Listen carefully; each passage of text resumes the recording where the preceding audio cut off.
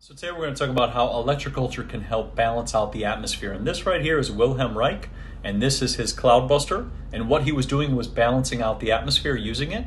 And what he'd do is he'd sync up this device into running water, and it would actually help pull the nonsense out of the air so that it would balance everything out. Now, if we take it a step further, this is Jim Gale, and this is his electroculture antenna. And check this, he's going to show what's going on up in the sky, that it's actually all completely clear above him.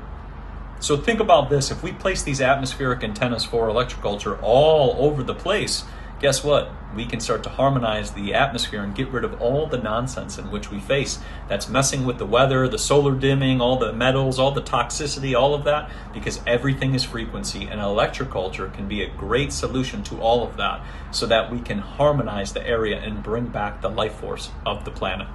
And then if we look at these old world buildings with all of these antennas, do you think that's what they were doing? They were balancing out the atmosphere using these antennas?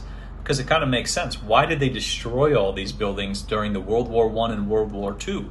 It's almost like they were trying to basically get rid of anything that counters the stuff that they put up in the air. But we're bringing it all back with electroculture in 2023. Old buildings from the old world, the sacred buildings, they used to have these brass balls, and they loaded them up with mercury, and they put them real high up so that they could gather atmospheric energy, which is free energy. The higher you go up, the more energy that's up there.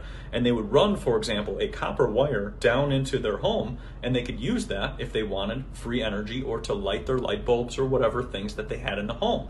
A lot of this is never disclosed because, for example, when we look at all of these things from the past, we start to look at a lot of things were about electrical conductivity.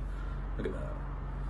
They all look like conductors, right? Sacred buildings looking like conductors. They're built like conductors. There's free energy right there.